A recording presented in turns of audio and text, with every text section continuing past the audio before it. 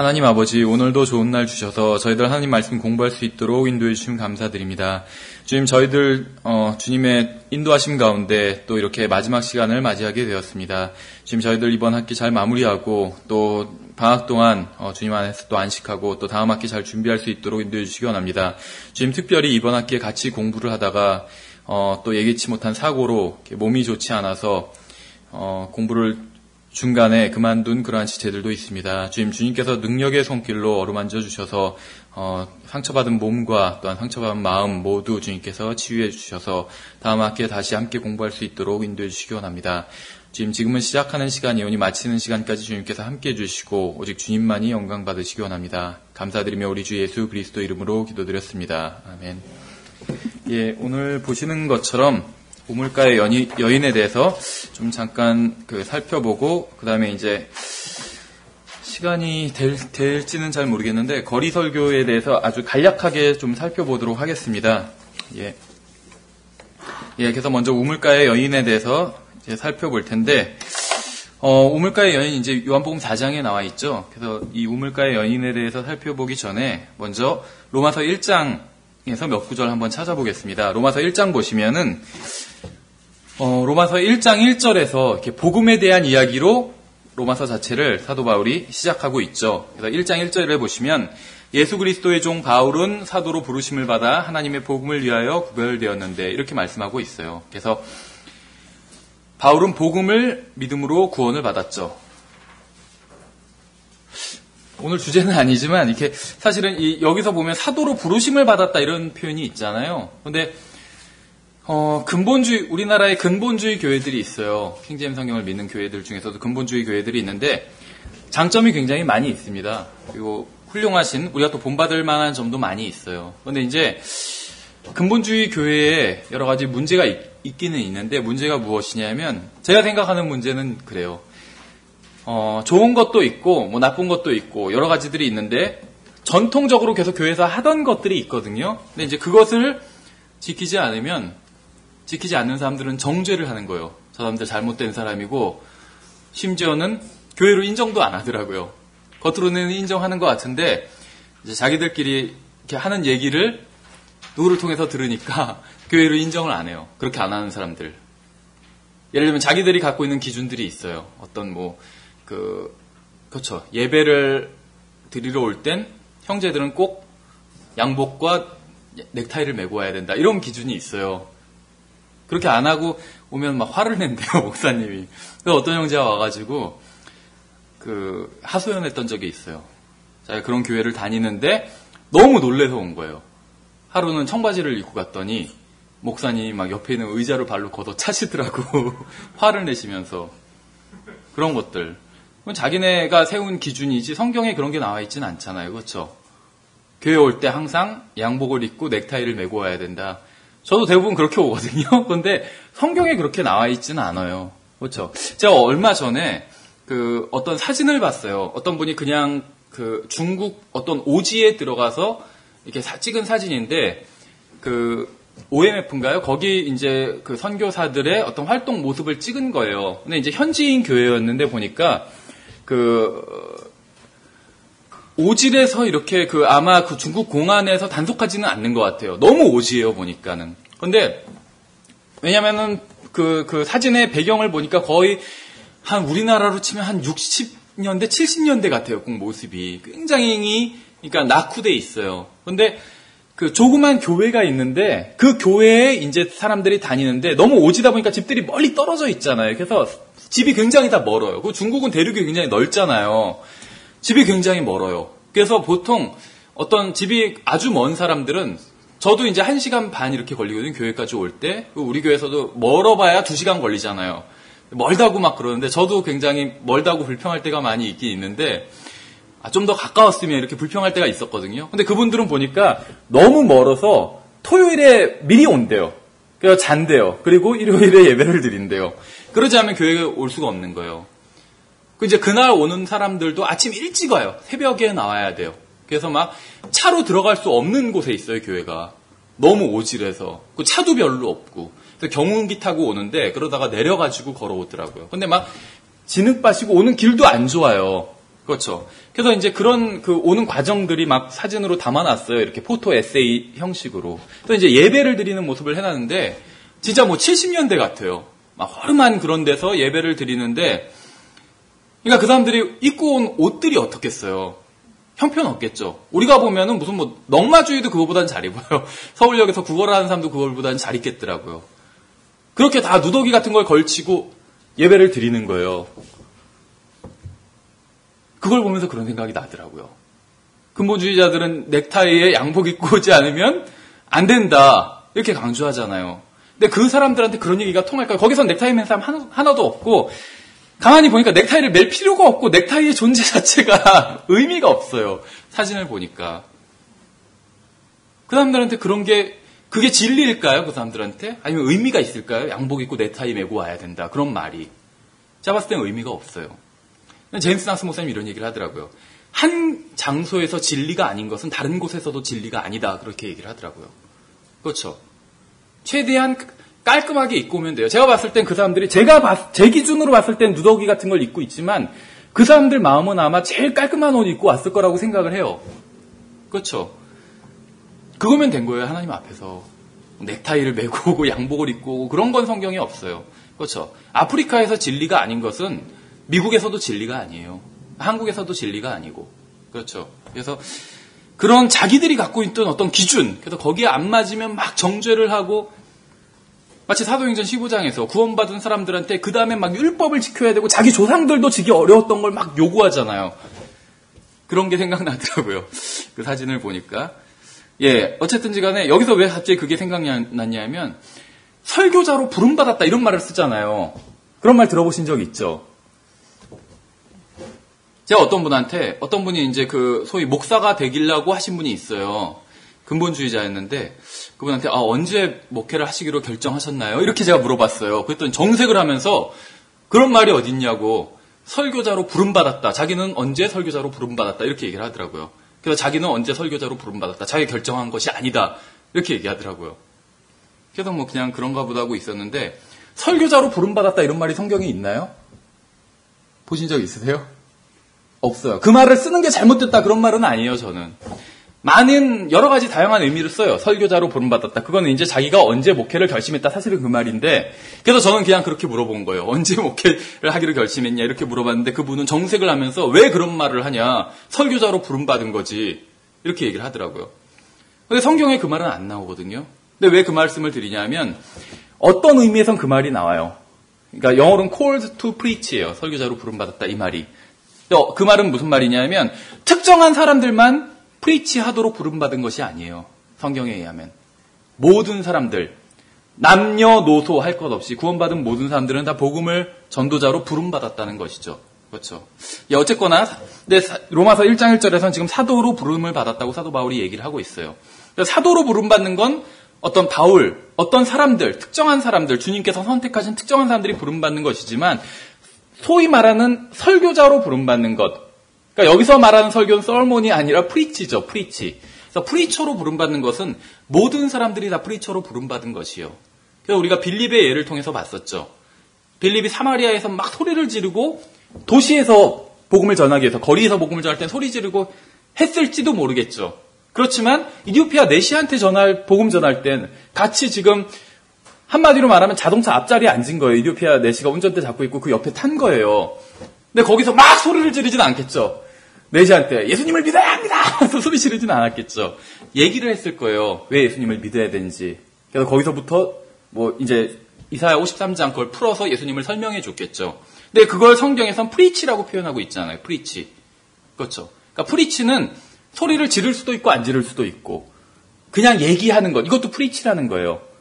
얘기하는 거, 조용하게 얘기하는 것도 프리치라는 거예요. 성경에 의하면. 그럼 프리치라는 것은 성경에 의하면 소리 지르고 안 지르고 이런 것과는 전혀 상관이 없고, 설교단에 서서 하는 것이냐, 그냥 옆자리에 앉아서 하는 것이냐, 이런 것도 전혀 상관없다는 거예요. 그럼 프리치가 성경에서 의미하는 프리치가 무엇이냐면, 예수님을 모르는 사람에게 예수님을 알려주는 것. 이것이 프리치다. 이렇게 말씀을 드렸었죠. 우리가 지난 시간에 그런 걸 살펴봤었죠. 그래서 그런 의미에서 프리치라는 걸 본다면, 프리처라는 것은 복음을 전하는 사람이에요. 그럼 누구나 다 복음 전도자로 부름을 받았다는 것이죠. 그렇죠. 예, 그래서 근본주의자들이 쓰는 말이 잘못됐고 정죄하다는 것은 아닙니다. 그런데 이제 성경에서 말씀하시는 의미랑은 좀 다르다는 것이에요. 어쨌든 간에 사도 바울은 복음을 통해서 구원을 받았습니다. 그리고 쭉 내려가서 9절을 보시면 내가 그분의 아들의 복음 안에서 내 영으로 섬기는 하나님께서 내 증인이 되시거니와 내가 기도할 때에 언제나 너희에 관하여 끊임없이 말하며. 그래서 바울은 복음을 믿은 것으로 끝난 것이 아니라 하나님을 또 섬겼어요. 그렇죠. 복음을 믿고 하나님을 섬겼어요.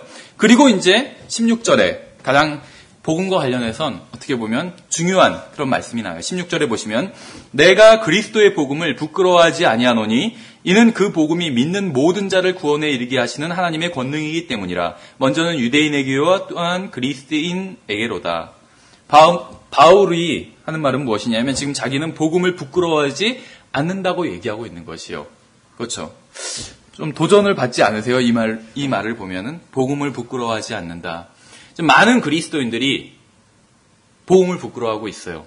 성경대로 믿는 교회에 다니는 그리스도인들도 마찬가지예요. 킹제임 성경을 믿는 그리스도인 중에서도 복음을 부끄러워하는 사람이 굉장히 많이 있습니다. 예수 그리스도께서 우리를 불쌍히 여기셔서 우리를 위해서 자신을 주셨죠. 우리를 위해서 자신의 몸을 버리신 주님의 동기는 사랑과 우리를 향한 사랑과 또 우리를 불쌍히 여기는 그 마음에 있었어요. 그것이 주님의 동기였다는 것이죠. 그래서 지난 시간에 우리가 살펴본 것처럼 모든 그리스도인들은 예수 그리스도의 복음을 증거하기 위한 증인으로 부르심을 받았어요. 하나님께서는 모든 그리스도인들에게 복음을 증거하라고 명령하셨죠. 그런데 지금 여기에 있는 우리를 포함한 많은 그리스도인들이 그 명령에 순종하지 않고 있다는 것이죠. 복음을 증거하지 않는 이유는 사람들을 사랑하고 불쌍히 여기는 마음이 적기 때문이에요. 여러분은 예수님을 모르는 사람들에게 마지막으로 복음을 전한 것이 언제였나요? 많은 사람들이 부끄럽다는 이유로 복음을 전하지 않고 있습니다. 또 귀찮다는 이유로. 복음을 전해본 지 좀 오래돼가지고 언제 내가 마지막으로 복음을 증거했는지 기억하지 못하는 사람이 많이 있어요. 성경대로 있는 교회에서도. 그래서 제가 말씀을 드렸었죠. 지난 시간에도. 입을 열어서 예수 그리스도를 증거하지 않는 것은 복음을 증거하지 않는 것이요. 그것이 얼마나 선한 것이라 할지라도. 그렇죠. 집 앞에 집에 아니면 차에 대문에 아니면 차에 예수님에 대한 스티커를 붙여놓는다든지 그런 사람들이 있어요. 잘하는 것이겠죠. 자기가 그리스도인이라는 걸 드러내는 것이니까 잘못하는 거라고 생각하지는 않아요. 그리고 또 선교사들을 위해서 헌금을 하고 선교 사역을 지원하는 사람들이 있어요. 이것도 잘하는 일이죠. 잘못하는 일이 아니에요. 선교사들을 위해서 기도하고 선교사들을 위해서 헌금하고 잘하는 일이에요. 그런데 그것을 했다고 해서 복음을 증거한 것은 아니에요. 그건 선교사들을 지원한 거지 복음 증거는 아니란 거예요. 그거 자체는. 그렇죠. 그래서 성경에 의하면 복음 증거는 무엇이냐면 입을 열어서 예수님에 대해서 말해주는 것이에요. 그것을 제외하고는 그 어떤 것도 복음 증거가 아니에요.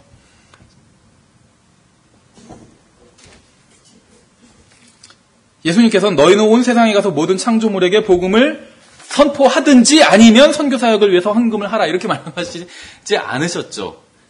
복음을 선포하라고 말씀하셨어요. 그러니까 선교사들을 지원하는 것, 그것이 잘못했다는 것이 아니라 그건 해야 돼요. 좋은 일이에요. 근데 그걸 했다고 해서 복음을 전하지 않아도 되는 것은 아니라는 것이죠. 그러니까 모든 그리스도인들이 다른 것도 해야 돼요. 하지만 복음 전하는 것은 반드시 해야 된다는 것입니다. 다른 어떤 것으로도 대체가 되지 않는다는 것이에요. 이것은. 교회에 일찍 와서 청소하시는 분들도 있어요. 잘하는 것이에요. 그렇죠. 누군가는 그걸 해야 돼요. 모든 사람이 다 청소할 필요는 없죠. 몇몇 사람이 하면은 좋게요. 그런데 그것도 복음 증거를 대체할 수는 없다는 거예요. 못하는 것이 아니라 누군가 청소를 해야 돼요. 그래야지 깨끗한 환경에서 예배를 드릴 수 있잖아요. 잘하는 것이에요. 굉장히. 주님께 칭찬받을 일이라고 생각을 해요. 그런데 그걸 했다고 해서 복음 증거하지 않아도 되는 것은 아니라는 것이죠. 그러니까 복음 증거를 대체할 수 있는 것은 아무것도 없다는 것입니다. 복음을 증거하지 않는 첫 번째 이유는 무엇이냐면 사람들을 불쌍히 여기고 또 사랑하는 마음이 없기 때문에 복음을 증거하지 않는 것이에요. 두 번째 이유는 방금 읽은 로마서 1장 16절에 있어요. 바울은 내가 그리스도의 복음을 부끄러워하지 않는다고 말하고 있죠. 구원받고 거듭나고 킹제임 성경을 믿고 주님을 찬양하면서 하늘나라로 가고 있는 성경대로 믿는 그리스도인들이 일주일 동안 아무에게도 복음을 증거하지 않는 두 번째 이유는 바로 예수 그리스도의 복음을 부끄러워하기 때문인 것입니다. 자신들이 예수 그리스도의 편에 섰다는 사실을 다른 사람들에게 알리는 것을 많은 그리스도인들이 부끄러워하고 있어요. 우리는 복음을 증거하지 않는 그럴듯한 이유를 댈 수 있을지 모르지만 진정한 이유는 가장 큰 이유 중에 하나가 바로 복음을 부끄러워하기 때문에 전하지 않는 거란 것이죠. 이건 가만히 생각해보면 좀 슬픈 일입니다. 전능하신 하나님께서 우리를 구원하시기 위해서 정말 발가벗고 예수님 그린 걸 보면 아래에는 뭐 걸친 걸로 나오잖아요. 근데 성경에서는 뭐 걸쳤다고 안 나와요. 발가벗었다고 나와요. 발가벗겨졌다고 다. 발가벗고 또 침뱉음을 당하고 조롱을 당하고 사람들한테 그리고 십자가에 달리셨는데 우리는 다른 사람들에게 복음 증거하는 것을 부끄러워하고 있다는 것이에요. 슬픈 일이죠. 성경대로 믿는 교회에 다니는 그리스도인들도 학교나 아니면 직장에서 영화배우나 아니면 탤런트나 이런 사람들에 대해서 이야기할 때가 있어요. 그렇죠. 아니면 뭐 운동 경기 좋아하는 형제들 많이 있어요. 우리 교회에서도 축구 경기 특히 해외 축구 이런 거. 그래서 막 그런 팀에 대해서 이야기해요. 그러니까 우리나라도 아니고 우리나라 사람들도 아닌데 막 열광적으로 응원해요. 그 팀을. 그렇죠. 뭐 맨체스터 유나이티드 막 이런 데 막 응원하고 팬이 많잖아요. 우리나라에. 막 자랑하고 거기가 이기면 막 자기가 기뻐하고 아무런 관련도 없는데. 그렇죠. 그래서 이러한 것에 대해서 이야기할 땐 잘 모르는 사람하고 얘기해도 이렇게 어색하지 않게 막 얘기를 해요. 그렇죠. 잘 모르는 사람인데 갑자기 뭐 메뉴 경기를 보고 있으면 자기도 옆에서 같이 보면서 막 얘기를 한다든지 별로 이상한 일로 여겨지지 않는다는 것이죠. 그러니까 자기가 좋아하는 영화배우나 팀에 대해서 운동팀에 대해서 부끄러워하지 않는다는 것입니다. 그런데 그 사람들한테 예수 그리스도에 대해서 얘기하라 그러면 그거는 또 부끄러워한다는 것이에요. 이상하죠. 무엇인가 굉장히 잘못된 일이에요. 그렇죠. 전혀 모르는 사람한테도 이거 어디서 사셨어요? 이 옷 어디서 사셨어요? 아니면 머리 어디서 하셨어요? 이런 질문을 하는 게 이상하지 않아요. 그렇죠. 그리고 거리낌 없이 합니다. 머리나 아니면 뭐 옷 얘기 이런 거는 부끄러워하지 않아요. 근데 예수 그리스도에 대해서 얘기하려고 그러면 부끄러워진다는 것이에요. 이상하게. 우리는 왜 우리의 삶에서 가장 중요한 분이라고 믿는 그분에 대해서 사람들에게 이야기하는 것을 부끄러워하는 것일까요? 다른 거 얘기할 땐 부끄러워하지 않는데, 그렇죠? 왜 부끄러워하는지 아세요? 예수 그리스도께서 우리의 삶에서 가장 중요한 분이라고 말은 하지만 사실은 전혀 그렇지 않기 때문이에요. 주님이 가장 중요한 분이 아니기 때문에 그런 것이에요, 사실은. 아니면 중요한 분인 건 맞는데 우리가 그분을 부끄러워하기 때문에 그런 것이죠. 복음을 전하기 위해서 낯선 사람과 대화를 나눠야 하는 게 부담이 간다. 이렇게 얘기하시는 분들이 있어요. 잘 모르는 사람한테 복음 전하는 게 부담이 간다. 그런데 가만히 생각해보면 우리는 매일 낯선 사람들과 이야기를 자주 하거든요. 생각해보세요. 은행이나 상점이나 주유소나 이런 데 가서 아는 주유소만 들어가는 거 아니잖아요. 그렇죠. 낯선 주유소에 가서도 낯선 사람에게 이야기를 해요. 그렇죠. 기름 넣어달라고. 낯선 사람이잖아요. 그렇죠. 주유원이 모르는 주유원이 오면은 가만히 있지 않잖아요. 넣어달라고 하잖아요. 상점에 가서 물건을 사고 계산대에서 계산을 한다고 한번 가정을 해보세요. 8,000원짜리 물건을 샀어요. 점원이 8,000원이라고 하겠죠. 그럼 우린 지갑에서 8,000원을 꺼내서 점원에게 주죠. 이러한 행위를 하면서 부끄러워하는 사람 없어요. 그렇죠? 돈 내면서 막 부끄러워서 그런 사람 없다는 거죠. 생각해보세요. 이 행위 자체만 주머니에 손을 넣어서 지갑에서 어떤 특별한 종이 10,000원이라고 쓰여있는 한국은행에서 발행한 특별한 종이를 꺼내서 낯선 사람에게 건네줘요. 그것은 그렇게 이게 이상한 어색한 일이 아니라고 생각을 합니다. 그런데 이게 조금만 바꿔서 재현해 봤을 땐 굉장히 어색한 일로 사람들이 생각한다는 거예요. 주머니에 넣어서 특별한 종이 한국은행에서 발행한 게 아니라 진리침례교에서 발행한 전도지를 꺼내서 줘요. 그렇죠. 여기요 하면서 주는 그 말 대신 한번 읽어보세요. 이렇게 하면서 줘요. 근데 이 일은 굉장히 어색하게 느낀다는 것이죠. 간단한 일인데도 불구하고. 그래서 수많은 그리스도인은 이렇게 간단한 일을 하지 않고 있습니다. 왜 하지 않는 줄 아세요? 왜 복음을 전하지 않는 줄 아세요? 할 수 없기 때문에 복음을 전하지 않는 것은 아니에요. 복음 전하는 게 너무 어려워서 복음을 전하지 않는 것은 아니라는 것이죠.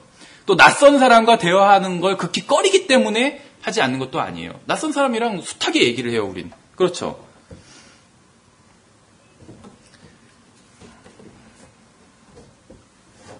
우리가 복음을 전하지 않는 이유는 부끄러워하기 때문이에요. 부끄러워하기 때문에 복음을 전하지 않고 있다는 것이죠. 내가 복음을 전하면 사람들이 나를 이상한 사람으로 볼까 봐. 그렇죠. 점원에게 돈만 주면, 그 거스름 돈을 받으면 나를 정상인으로 볼 텐데 전도지를 주면 좀 이상한 사람으로 보겠죠. 그래서 다른 사람이, 낯선 사람이 나를 이상한 사람으로 볼까 봐 그게 두려워서 그 사람에게 전도지를 주지 않거나 복음을 전하지 않는다는 것이죠. 물론 막 바쁘게 계산하고 있는 사람한테 막 장황하게 복음을 전하라는 것은 아니에요. 간단하게 그냥 돈 주면서 전도지만 주고 갈 수도 있겠죠. 그럼 그 사람이 마음이 있다면 그걸 주머니에 넣었다가 나중에 읽어볼 것이고, 마음이 없다면 그냥 물론 쓰레기통으로 직행하겠죠. 어쨌든지 간에 그게 어렵거나 번거로운 일은 아니라는 것입니다. 생각해보세요. 사람들은 자신이 지지하거나 좋아하는 것을 위해서 변론하고 논쟁을 벌여요.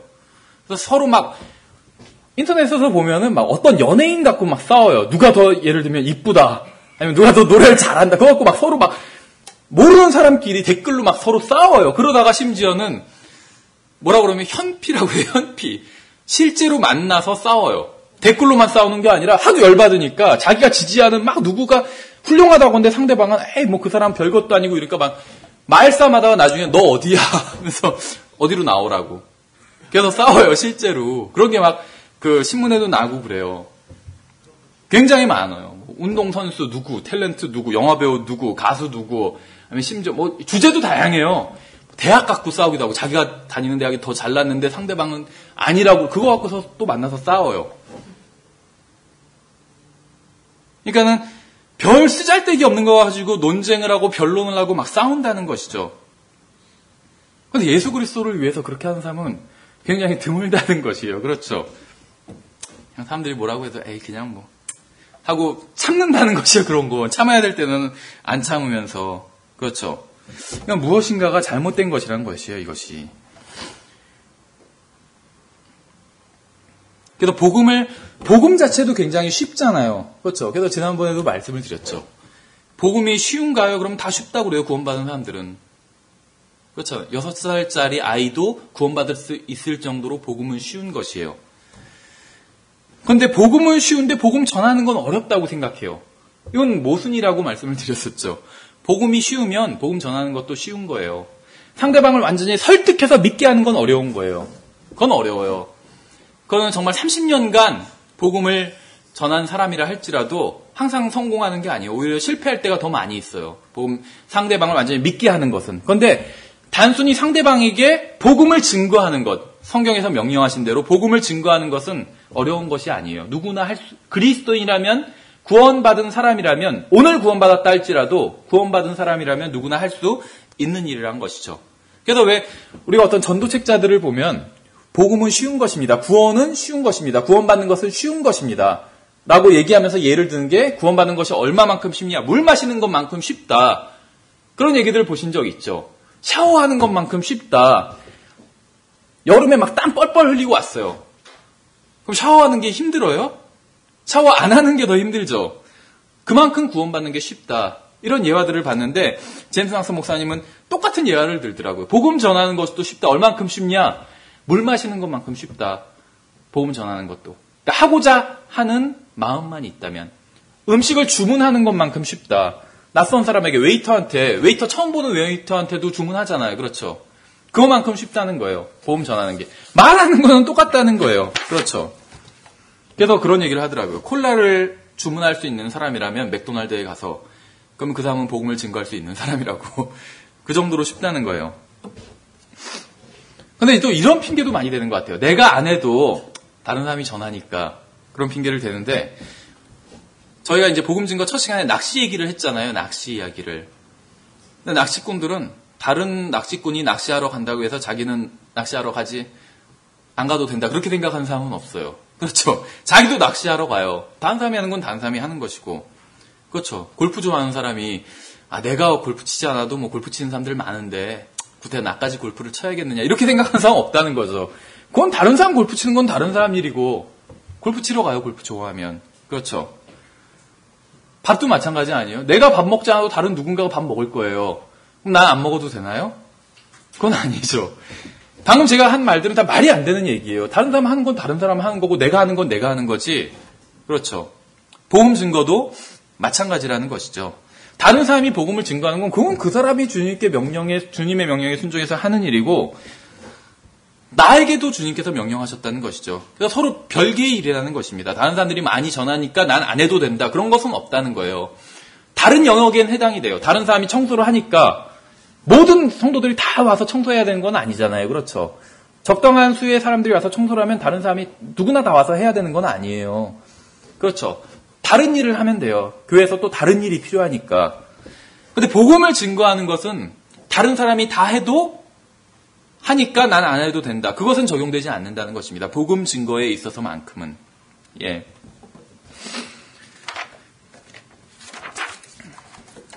어떤 사람들은 복음을 증거하면 박해를 받을까 봐 두렵기 때문에 증거하지 않는다. 이렇게 얘기하는 사람들도 있어요. 근데 이것은 중동이나 아니면 중국, 북한 이런 데서는 해당될지 몰라도 미국이나 한국 같은 데서는 해당되는 이야기가 아니에요. 그렇죠. 복음을 증거한다고 해서 누가 박해하지 않잖아요. 욕을 한다든지 준 전도지를 땅에 버린다든지 찢어버린다든지 그럴 수는 있겠지만 그건 박해가 아니에요. 그렇죠. 진정한 박해는 사도행전이나 폭스의 순교사 보면 나와요. 어떤 게 진정한 박해인지. 전도지를 찢어버리는 거 그런 건 박해가 아니에요. 그렇죠. 그것 때문에 마음에 상처를 입었다. 그런 사람은 아직 못 봤어요. 별로 상처 입을 일도 아니고. 그렇죠. 욕먹을까봐 복음을 못 전하는 사람들도 있어요. 욕먹을까봐 사람들이. 근데 이상하게 직장에서 직장 생활을 할 때 욕을 한 번도 안 먹어보는 사람이 있을까요? 대부분 다 욕을 먹어요. 그렇죠. 상사한테 욕을 먹거나 거래처에서 욕을 먹거나 아니면 고객한테 욕을 먹거나 욕 먹었다고 해서 바로 그만두지 않잖아요. 그렇죠. 왜냐하면 직장 생활을 하는 것은 돈을 벌기 위해서니까. 돈을 벌기 위해서는 욕 먹는 것도 감수한다는 거예요. 근데 복음에 있어서는 욕 먹으면 이게 뭐 잘못된 건가 하고 안 하려고 한다는 것이죠. 복음 증거하는 것을. 무엇인가 잘못된 것입니다. 어떤 분들은 내가 복음을 증거할 때 사람들이 내가 모르는 걸 질문할까봐 걱정하는 사람들이 있어요. 그런데 100명한테 전도일지를 나눠주면 우리 이제 같이 교회에서 애경백화점 앞으로 복음 증거하러 갈 때가 있잖아요. 그럼 100명한테 나눠주려고 시도를 하면 반 이상은 안 받아요. 그렇죠. 한 40명 정도? 뭐 사람 따라 다르겠지만 3, 40명 정도만 전도지를 받아요. 3, 40명 전도지를 받는 사람들도 별다른 반응이 없어요. 그냥 받고 가버리지. 그렇죠. 100명한테 나눠주려고 했을 때 한 3, 40명만 전도지를 받고 그 중에서 한 명 정도만, 한 명도 아니에요 사실. 0.1명, 0.1명 정도만 반응을 보여요. 또 어떤 반응이냐면 어느 교회에서 나오셨어요? 이런 반응. 아니면 그런 반응이에요. 그것이 무슨 우리가 모르는 거 심각한 걸 물어보는 사람은 거의 없어요. 1000명 중에 1명 있을까? 거의 없어요. 그렇죠. 대부분 전도지를 받으면 또 뒤집어서 보고 어디서 나왔는지 교회, 어디서 나오셨어요? 이런 거 묻지 어려운 거 묻지 않는다는 것이요. 왜 하나님께서는 죄 없는 아기들이 죽도록 하는 것인지 이런 거 묻는 사람은 거의 없어요. 그렇죠. 하나님 있다면 왜 전쟁이 끊임없이 일어나는 것인지, 외계인은 존재하는 것인지, 그렇죠. 클론 인간, 복제 인간은 어떻게 되는 것인지 이런 거 묻는 사람 거의 없다는 거예요. 그러니까 어려운 걸 묻는 사람이 거의 없다는 것입니다. 그렇죠. 그러니까 이것도 내가 복음을 증거하려고 하지만 내가 성경을 잘 모르기 때문에 사람들이 나에게 어려운 걸 물어보면 어떡하나 해서 내가 복음을 증거할 수 없다. 이것도 핑계라는 것이죠. 그렇죠. 사도 바울은 복음을 부끄러워하지 않는다고 했어요. 복음을 부끄러워하지 않는다고 했어요. 그렇죠. 복음을 전할 때 정말 내가 모르는 걸 질문하는 경우도 가끔 가다 보면 있어요. 열심히 복음을 전하다 보면. 그럴 때는 그냥 모르는 건 모른다고 얘기하면 돼요. 저는 그걸 물어보신 건 솔직히 잘 모르겠는데요. 하면서 두 가지라고 말씀을 드렸죠. 그 다음에 할 수 있는 말이. 하나는 그걸 아는 사람을 소개시켜 주겠다. 그럼 되죠. 근데 되게 싫어하더라고요. 그러면은. 그리고 두 번째는 제가 그건 잘 모르지만 제가 알고 있는 걸 말씀드릴게요. 그렇게 얘기하고 복음을 증거하면 되겠죠. 내가 알고 있는 것이 있잖아요. 또 내가 아는 분이 있잖아요. 그럼 그분을 소개해주면 돼요. 그것이 복음을 증거하는 것이죠. 그래서 여러분이 모든 질문에 대한 답을 다 알아야지 복음을 전할 수 있는 것은 아니라는 것이죠. 왜냐하면 복음을 선포하라고 말씀하셨기 때문에 주님께서는 너희는 온 세상에 가서 모든 창조물에게 복음을 선포하라 이렇게 말씀하셨어요. 그러니까 우리가 복음 증거를 위해서 알아야 될 것은 복음 자체만 알면 돼요. 그럼 복음은 증거할 수 있어요. 그렇죠? 물론 그 사람을 설득하기 위해서 더 성경을 많이 알아야겠지만 복음 증거 자체를 위해서는 복음만 알면 복음을 증거할 수 있어요. 그렇죠? 그러니까 증인이잖아요. 자기가 보고 들은 것을 말할 수 있으면 돼요. 그 현상을 막 다 설명하지 못해도 상관은 없다는 거예요. 그렇죠? 자동차 사고 나서 그런 현수막 같은 게 걸린 게 있잖아요. 몇 월 며칠에 사고가 났는데 뭐 증인을 찾습니다. 목격자 찾습니다. 이런 거 붙어 있을 수 있잖아요. 그거 보신 적 있으시죠? 그런 게 붙어 있는 거. 그럼 거기서 내가 증언을 해준다면 몇 월 며칠에 어디서 사고가 났는데 어느 차가 먼저 들어왔고 그거 자기가 본 대로 그대로 얘기를 해주면 그게 증언이잖아요. 차가 찌그러질 때 뭐 엔진이 어떻게 과열돼서 내가 그것까지 다 설명해야 될 필요는 없다는 거예요. 그렇죠? 예, 그래서 복음 증거도 마찬가지라는 것입니다.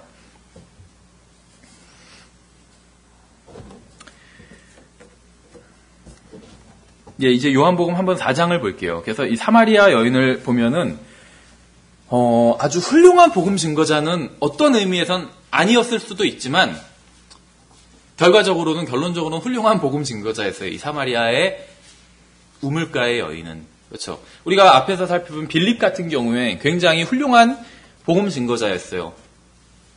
효과적인 사역을 하는 사역자였고. 근데 이 우물가의 여인은 약간은 좀 경우가 다릅니다. 근데 이 우물가의 여인은 우리들에게 굉장히 큰 도전을 주고 있다는 것이요. 예, 그래서 요한복음 4장을 보시면 4절부터 제가 읽어보겠습니다. 4절부터 4장을 계속 살펴볼 테니까 여기를 한번 펴놓고 이제 보세요. 4절부터 보시면 반드시 사마리아를 통과해야 하겠으므로 그때 수가라 하는 사마리아의 도시에 이르셨는데 이곳은 야곱이 자기 아들 요셉에게 준 땅에 가깝더라. 이제 거기에 야곱의 우물이 있더라. 그런즉 예수님께서 여행에 지치셨으므로 우물에 그대로 걸터 앉으시니 때가 6시쯤 되었더라. 한 사마리아 여자가 물 기르러 오매 예수님께서 그녀에게 마실 물을 내게 달라 하시니 이는 그분의 제자들이 먹을 것을 사러 그 도시로 갔기 때문이더라. 그때 사마리아 여자가 그분께 이르되 당신은 유대인이면서 어째 사마리아 여자인 내게 마실 물을 달라고 하시나이까니 이는 유대인이 사마리아 사람과 상종하지 아니하기 때문이라. 먼저 우리는 이 본문을 보면 한 가지 사실을 알 수 있습니다. 예수님께서 전혀 만난 적이 없는 낯선 사람과 대화를 시작하셨어요. 그렇죠. 우리가 그분의 제자라면 우리도 주님을 따라서 해야 돼요. 낯선 사람과 대화하는 것을 두려워하면 안 된다는 것이요. 예수님 굉장히 자연스럽게 대화를 시작하고 계시잖아요. 이 본문을 통해 우리가 둘째로 알 수 있는 것은 무엇이냐면 주님께서 여자와 나오는 대화는 어떤 복잡한 신학적인 그런 주제가 아니었다는 것입니다. 이것은 신학적인 논쟁이라기보다는 어떻게 보면 가볍게 낚싯대를 들이우는 것과 같은 일이었어요. 요한복음 2장에서 예수님께서는 물로 포도즙을 만드셨죠. 물로 포도즙을 만드셨어요. 여러분, 예수님께서 여자의 도움 없이는 그 우물에서 물을 마시지 못하셨을 거라고 생각하시나요? 예수님이 지금 여자한테 물을 달라고 하셨죠. 물 한 모금 달라고. 그런데 이 여자의 도움 없었다면 예수님은 물을 마시지 못하셨을까요? 갈증을 해결하실 수가 없었을까요? 그건 아니었겠죠, 당연히. 물로 포도주도 만드실 수 있는 분인데 아무것도 없어도 반석에서 물이 나오게 하실 수도 있는 분이에요, 예수님은. 그렇죠. 그런데도 물을 달라고 요구하셨어요. 그러니까 이것은 결국 목마르셨겠죠, 예수님께서. 그런데 그 이유보단 이 여자와 대화를 하기 위해서, 이 여자에게 진리를 증거하기 위해서 대화를 하신 거라는 것을 우리가 알 수 있다는 것입니다. 그렇죠. 예수님은 무리도 걸으셨어요. 폭풍도 잠잠케 하고 물을 주관하시는 분이세요. 그렇죠. 그래서 다른 사람의 도움 없이 물을 마시는 일이 주님께 전혀 어려운 일이 아니었다는 것이죠. 근데 주님께서 딱 보시니까 여기 우물이 있고 여자가 있고 또 물을 기를 그릇도 있어요. 여자가 갖고 왔어요. 그렇죠. 그래서 주님께서는 거기에 있는 사물을 통해서 그냥 자연스럽게 대화를 하신 것이에요. 대화를 하신 것이요. 또 물을 좀 달라고 이렇게 얘기를 했다는 것이죠. 쉬운 말이잖아요. 이것은 거기서 할 수 있는 말이. 그렇죠. 빵을 달라고 했으면 그건 어려운 얘기였겠죠. 어떻게 보면. 이 여자는 물 기르러 온 여자인데 쉬운 얘기를 하신 거예요. 그냥 물을 달라고. 10절에 예수님께서 그녀에게 대답하여 이르시되 내가 만일 하나님의 선물을 알고 또 내게 마실 물을 내게 달라 하는 이가 누구인 줄 알았더라면 그에게 구하였을 것이요 그가 내게 생수를 주었으리라 하시니. 어떤 사람들은 복음을 증거하는 게 어렵다고 합니다. 그런데 복음을 전하는 것은 이렇게 물을 주는 것, 또 물을 요청하는 것만큼이나 쉬운 일이에요. 예수님이 지금 100만 원만 꿔달라고 한 게 아니잖아요. 어려운 부탁을 한 게 아니에요. 물 한 모금 달라고. 그렇죠. 그것도 물이 있고 물 기를 그릇도 있는 여자한테 물 한 모금 달라고. 아주 쉬운 부탁을 한 거예요. 그렇죠. 마치 우리로 치면 지금 시계가 있는 사람한테 지금 몇 시냐고 물어본 것과 똑같아요. 그 어려운 일인가요? 모르는 사람한테 가서 지금 몇 시예요? 이렇게 물어보는 게 손목시계를 차고 있는 사람한테 가서 지금 몇 시예요? 이렇게 물어보는 게 어려운 일 아니죠. 쉬운 일이에요. 그 사람한테 100만 원만 꿔주실래요? 이게 어려운 거지. 지금 몇 시예요? 이렇게 물어보는 건 어려운 게 아니에요. 예수님께서 하신 일이 그거라는 것이에요. 그냥 우리로 치면 시간 물어보. 근데 이땐 시계가 없었잖아요. 그러니까는 지금 몇 시냐고 이렇게 물어볼 수는 없었겠죠. 그래서 이 상황에서 지금 가장 하기 쉬운 말씀을 하신 것이에요. 물을 좀 달라고 하신 것이. 예. 복음 증거하는 것도 마찬가지라는 것입니다. 가장 쉬운 말로 이렇게 시작할 수가 있어요. 진리를 증거하는 것이. 11절에 여자가 그분께 이르되 선생님이여 선생님께서 물기를 그릇도 없고 이 우물은 깊은데 선생님이 어디서 그 생수를 얻겠나이까. 이 말 어떻게 생각하세요? 저도 예전에 그냥 읽으면서 넘어갔는데 가만히 보니까 이 말은 약간 좀 무례한 말이에요. 정중한 얘기가 아니에요. 예수님께서 요청하신 것, 물을 달라. 이것은 정중한 부탁이었어요. 그렇죠. 그 여자가 할 수 없는 것을 요구한 게 아니잖아요. 그렇죠. 그런데 이 여자의 말은 무례한 말이에요. 왜냐하면 그 다음 이어지는 문맥을 봐도 말은 정중한 것 같아요. 그렇죠. 이 여자가 지금 욕을 한 건 아니잖아요. 예수님한테. 그런데 굉장히 무례한 말이에요. 왜냐하면 이 여자가 한 말을 잘 보세요. 예수님은 물을 기를 그릇이 없었죠. 예수님은 무슨 수통을 항상 갖고 다니시는 게 아니잖아요. 물을 기를 그릇은 예수님은 없었어요. 근데 이 여자는 있었을까요? 없었을까요? 있었어요. 그렇죠. 있었어요. 그러니까 우물가에 물을 기르러 왔어요. 그렇죠. 물 기르러 오면서 물 기를 그릇도 안 갖고 왔다면 다시 집에 가서 갖고 왔겠죠. 그러니까 물 기를 그릇이 있었어요. 근데 예수님이 물을 달라고 하니까 자기는 있지만 당신은 없지 않냐 이거 예수님한테. 그러니까 지금 몇 시에요? 시간 물어보니까 난 시계가 있는데 당신은 지금 시계도 없는데 왜 물어봐요 그걸? 이거랑 똑같아요 지금. 무례한 말을 하고 있는 거예요. 내용을 보면. 말 자체는 선생님이 하면서 정중한 것 같은데 내용은 무례한 말이라는 거예요. 그렇죠. 선생님께는 물 기를 그릇도 없고 이렇게 얘기하고 있잖아요. 자기는 있는데 당신은 없다는 거예요 지금. 그릇이 없으면 이제 손으로라도 떠서 마실 수 있잖아요. 근데 이 우물은 또 깊다고 그랬어요. 그러니까 그릇도 없고 우물도 깊은데 당신은 어떻게 물 마시려고 여기 와서 그런 요구를 하느냐. 이렇게 얘기하고 있는 거예요. 좀 무례하죠. 무례한 얘기예요 지금. 12절에 우리 조상 야곱이 이 우물을 우리에게 주었고 또 여기서 그와 그의 아이들과 가축들이 마셨는데 선생님이 야곱보다 더 크시니까 하며 무시하는 거예요 지금. 그렇죠. 딱 자기네 조상 중에서 훌륭한 사람, 예를 들면 세종대왕, 이순신 장군 이런 얘기하면서 그럼 그 사람들은 다 지옥 간다는 얘기예요? 당신이 그 사람보다 더 위대해요? 당신은 구원받아서 하늘나라 가고 그 사람들은 다 지옥 가고 당신이 그렇게 대단해요? 이런 얘기하는 거예요 지금 이 여자의 반응이. 우리식으로 하면 당신 대단한 사람 같지 않은데요. 이런 얘기를 하고 있는 거예요 지금. 야곱 거의 지금 이스라엘의 어떤 건국 시조잖아요. 그렇죠. 아브라함, 이삭, 야곱. 그런 사람 얘기를 하면서 당신이 야곱보다 더 위대해요? 당신이 세종대왕보다 더 위대해요? 예수님만 믿으면 구원받는다며요? 그럼 당신 믿으니까 하늘나라 가고 세종대왕은 지옥 가겠네요? 이런 얘기하고 있는 거예요 지금 이 여자가. 근데 주님께서는 이 여자가 이렇게 무례하게 얘기하고 있는 데에 대해서 언짢아하시지 않으셨어요. 왜냐하면 이 여자에게 진리를 증거해야겠다는 목적이 있으셨기 때문에. 13절에 보시면 예수님께서 그녀에게 대답하여 이르시되 누구든지 이 물을 마시는 자는 다시 목마르려니와 누구든지 내가 줄 물을 마시는 자는 결코 목마르지 아니하리라. 내가 줄 물은 그 사람 속에서 솟아나는 우물이 되어 영존하는 생명에 이르게 하리라 하시니라. 주님께서 말씀하신 것을 한번 보세요. 굉장히 단순합니다. 주님께서 하신 말씀을 요약하면 이렇습니다. 첫째, 여자가 가지고 있는 것은 진정한 유익을 주는 것은 아니라는 것이요.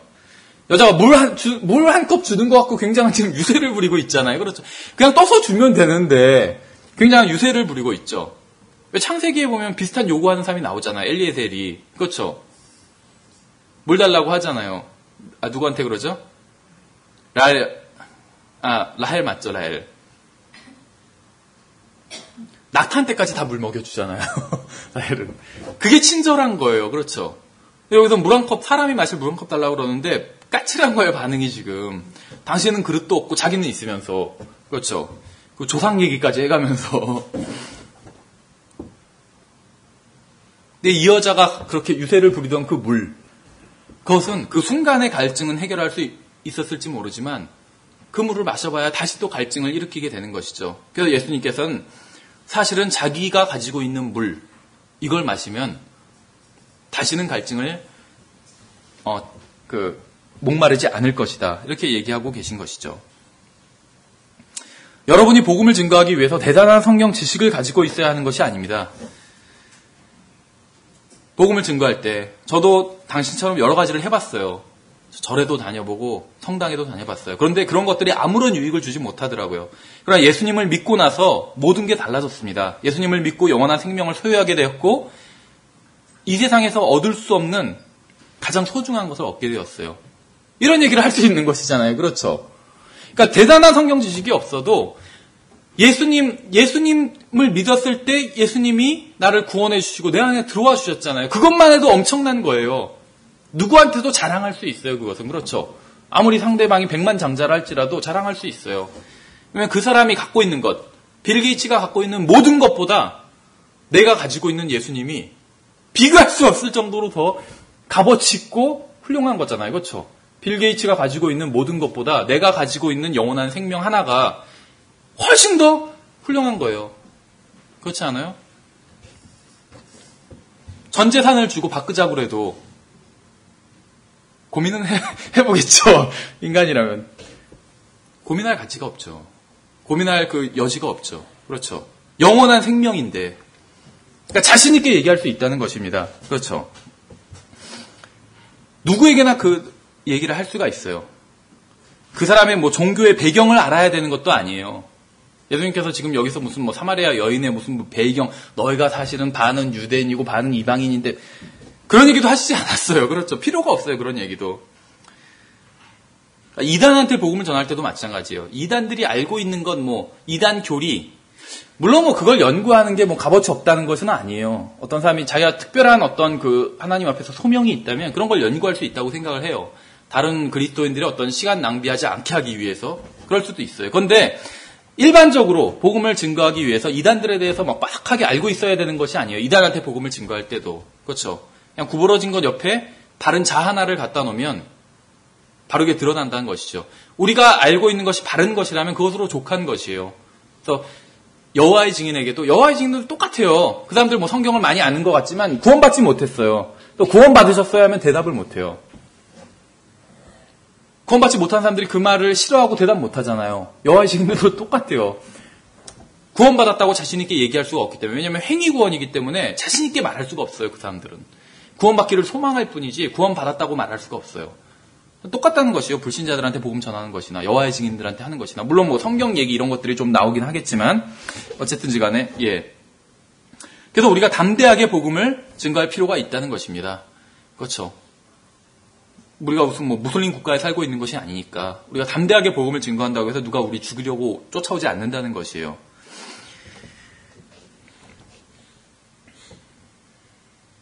또 복음을 증거하다 보면 막 논쟁이 일어날까봐 두려워하는 사람들이 있어요. 논쟁이 일어날까봐. 만약에 거리에서 복음을 전하는데 막 논쟁이 일어나면 어떡하지? 그렇게 두려워하는 사람들이 있는데 사실은 그런 걸 두려워할 필요가 전혀 없어요. 왜 그러냐면 거리에서 막 예수님, 하나님에 대해서 얘기하면서 논쟁이 일어나면 그게 부끄러워서 두려워하는 사람들이 있는데 이 세상 사람들이 그걸 더 부끄러워해요. 이 세상 사람들이. 그래서 이 세상 사람들이 그런 거 갖고 논쟁하고 싶어 하지 않아요. 인터넷에서 익명으로 하려고 해도 얼굴과 얼굴을 보면서 그런 얘기 하고 싶어 하지를 않아요. 논쟁이라는 걸 싫어해요. 그래서 근데 또 이 세상 사람들도 그런 걱정을 할 필요가 없어요. 그리스도인들도 그걸 부끄러워하니까. 그렇죠.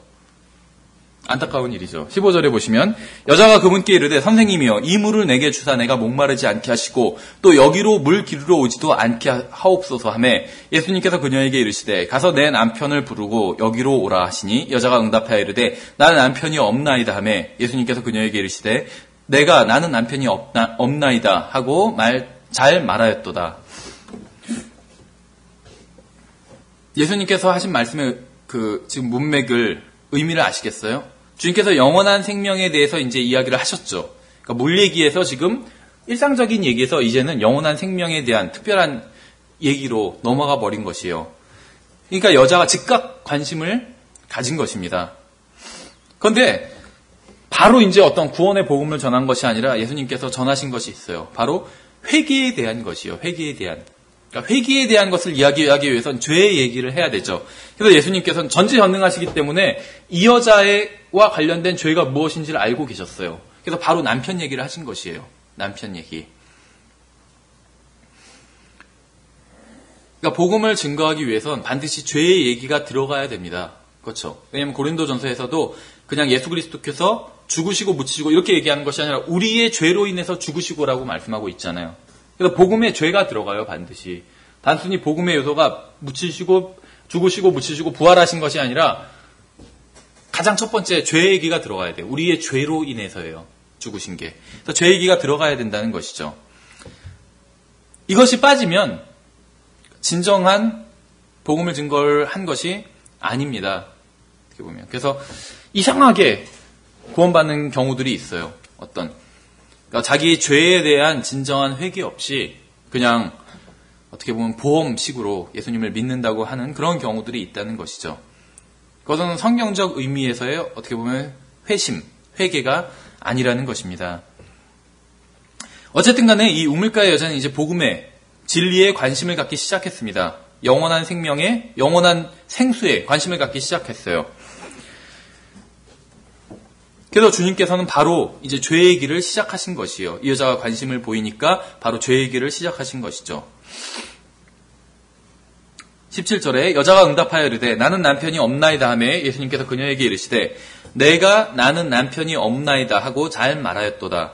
내게 남편 5이 있었고 지금 내게 있는 자도 내 남편이 아니니 그 점에서 내 말이 참되도다 하시니라. 이 여자가 하나님 보시기에 제대로 된 결혼을 했을까요?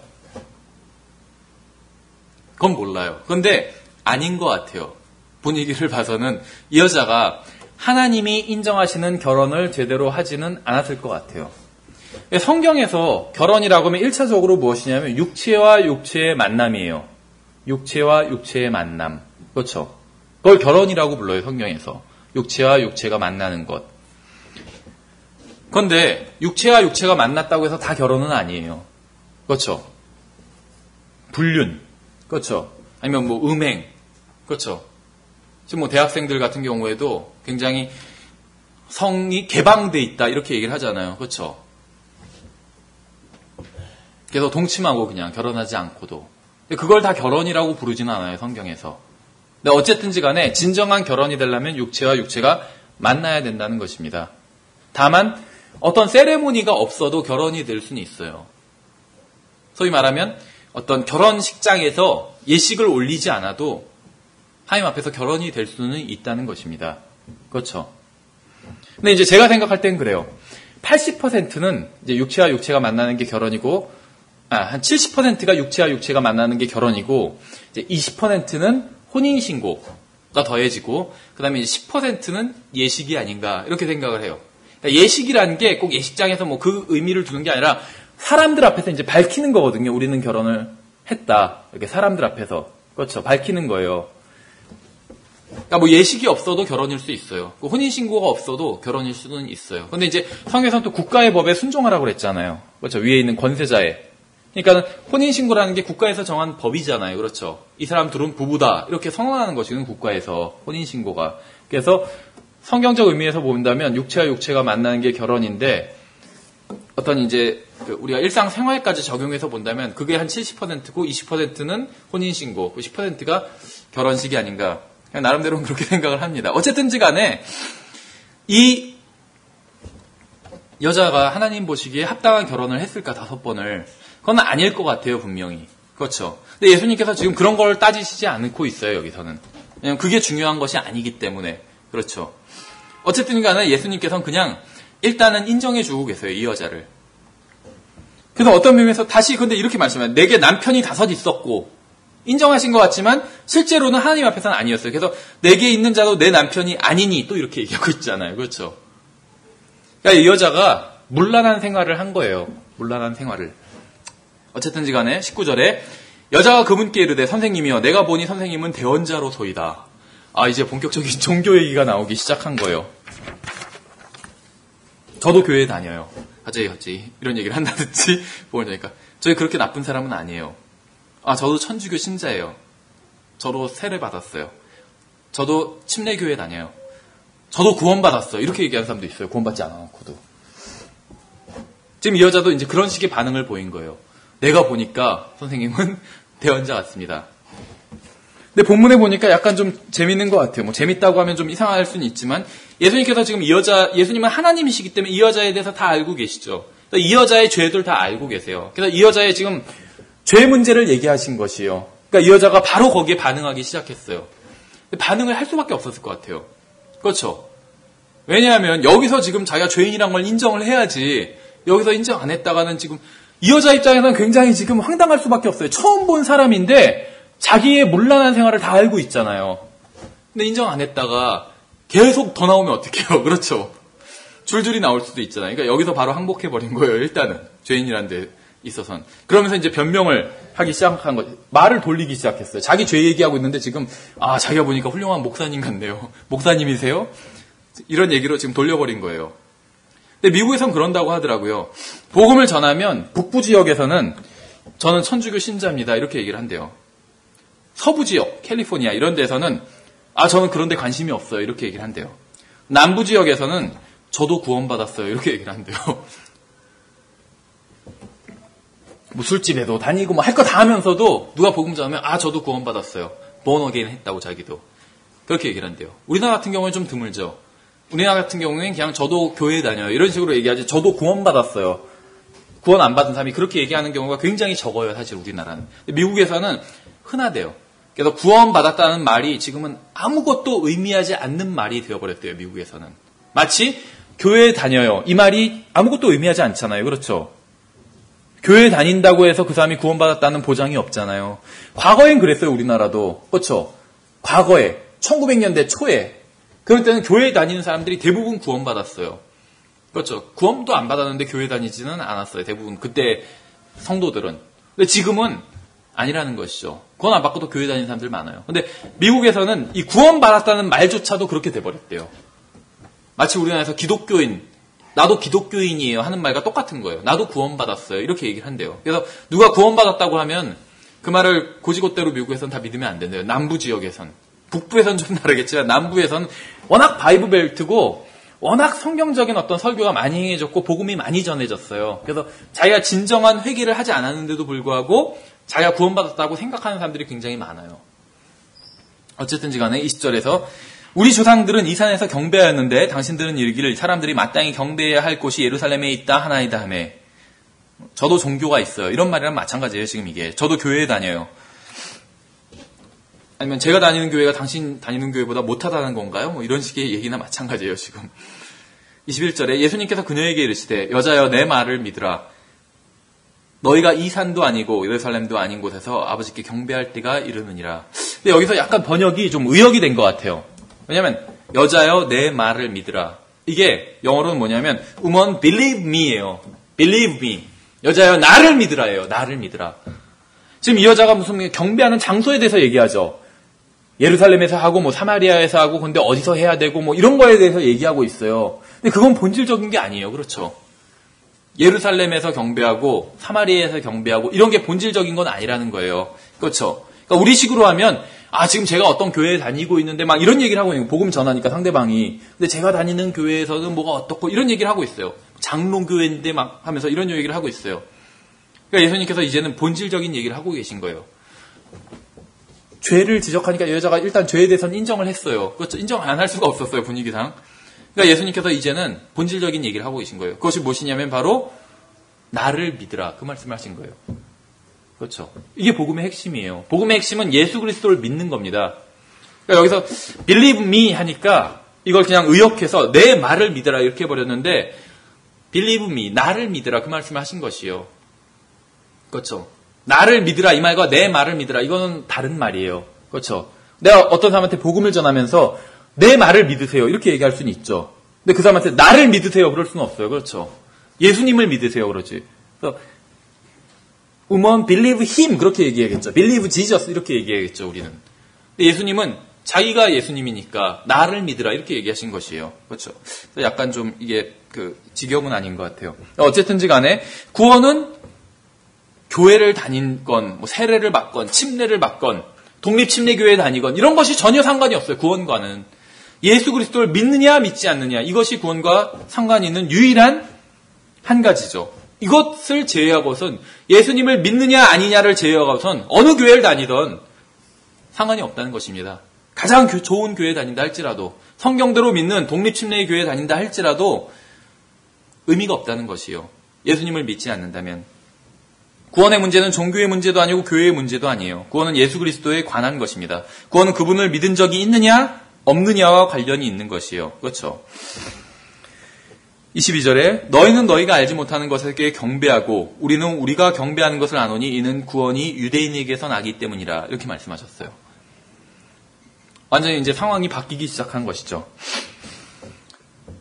우리가 효과적인 복음 증거를 하기 위해서 반드시 해야 하는 것이 있습니다. 지금 주님께서 22절에서 하신 말씀은 나는 맞고 너는 틀리다 이런 말씀하신 거예요. 나는 맞고 너는 틀리다. 기독교만 맞고 다른 종교는 다 잘못됐다. 성경만 맞고 다른 모든 책들은 다 잘못된 책이다. 오류가 있다. 이렇게 말씀하신 거나 마찬가지예요. 그렇죠.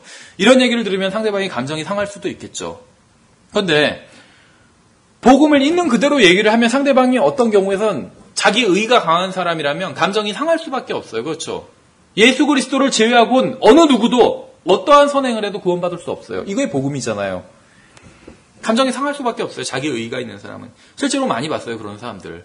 복음을 전하니까 굉장히 기분 나빠하고 자기가 평소에 다른 사람보다 낫다고 생각하는 분이었거든요. 제가 복음을 전했던 어떤 분이 자기가 다른 사람보다는 낫다고 생각을 하는 사람이었어요.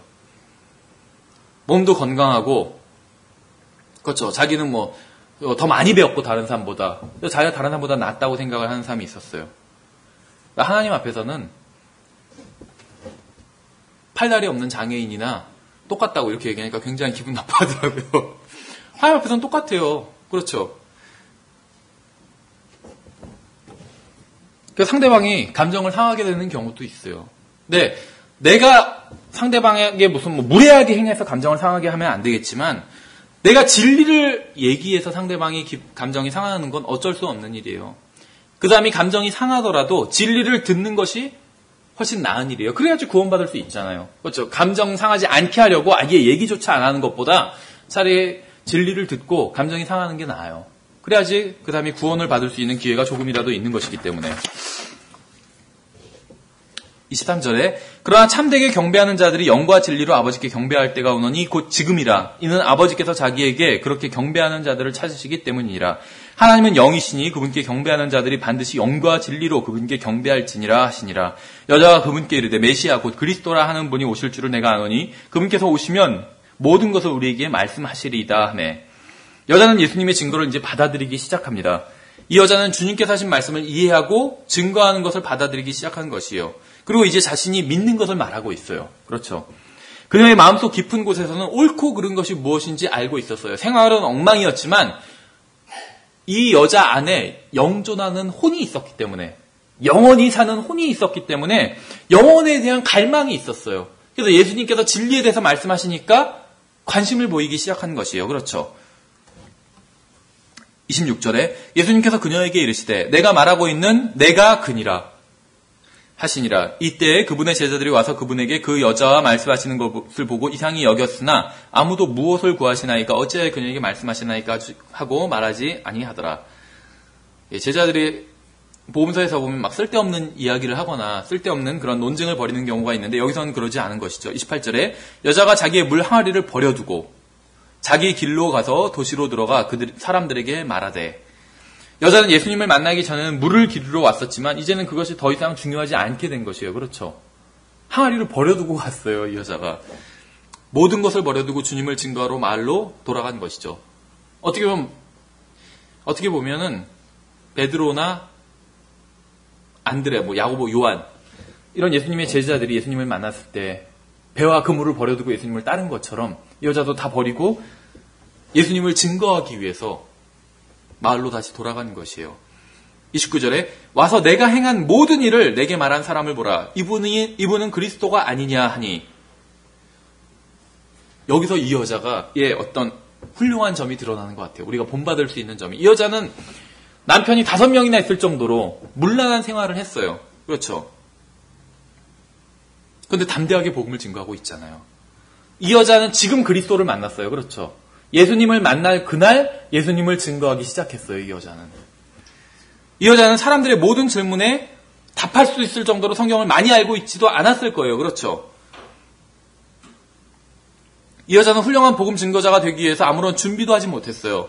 무슨 신학원을 다닌 것도 아니에요. 그렇죠? 어떤 훈련도 제대로 받지 못했어요. 이 여자는. 자, 중요한 사실을 말씀을 드리겠습니다. 만일 이 여인처럼 예수님을 만난 바로 그날 집에 돌아가서 예수님을 전하는 것이 가능하다면, 가능했죠. 예수님을 만난 그날 집에 돌아가서 예수님을 증거했잖아요. 이것이 가능하다면 몇 년 동안 교회에 다닌 우리들이 복음을 증거하지 못한다는 것은 핑계에 지나지 않는다는 거예요. 이 여자가 할 수 있으면 우리도 할 수 있다는 것입니다. 여러분은 이 여자보다 훨씬 더 많은 것을 알고 있어요. 그렇죠? 이 여자가 우리처럼 알고 있었을까요? 성경에 대해서, 삼위일체에 대해서, 영혼 몸에 대해서 아무것도 몰랐어요. 이 여자는 그런 거. 그렇죠?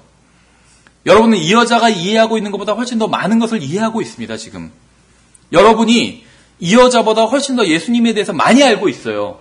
그렇죠? 이 여자가 알고 있는 예수님보다 우리가 알고 있는 우리가 알고 있는 것이, 예수님에 대해서 알고 있는 것이 훨씬 더 많다는 것입니다. 훨씬 더 잘 증거할 수 있어요. 이 여자보다 우리가. 그렇죠? 이 여자가 가지고 있던 것이 무엇인지 아세요? 이 여인은 다른 사람들에게 예수님을 알려줘야겠다는 마음을 가지고 있었어요. 그렇죠? 이 여자는 예수님에 대한 사랑과 다른 사람들에 대한 사랑으로 마음이 가득 차 있었어요. 이것이 이 여자가 마을로 돌아가서 성공적인 복음 증거를 할 수 있었던 비결인 것입니다. 이 여자는 복음을 전하지 않고는 도저히 견딜 수 없었던 것이에요. 마치 구약에서 선지자가, 대언자가 자기 속에서 하나님의 말씀이 막 불타오른다고 한 것처럼 그러한 심정이었을 거예요. 이 여자도. 그래서 마을로 돌아가서 복음을 전했죠. 30절에 이에 그들이 도시에서 나와 그분께로 오더라. 복음을 전했더니 사람들이 주님께로 나왔습니다.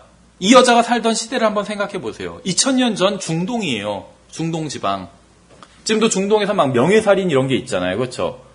그래서 자기 어떤 명예에 대해서 굉장히 동양 사람들이 중요하게 여겨요. 그렇죠? 어떻게 보면 명예가 그렇게 실용적인 건 아니잖아요. 그러니까 서양 사람들은 실용주의자들이 많은데 동양 사람들은 어떻게 보면 이상주의자들이 많아요. 명예에 대해서. 세계의 중요 종교들은 다 동양에서 나왔잖아요.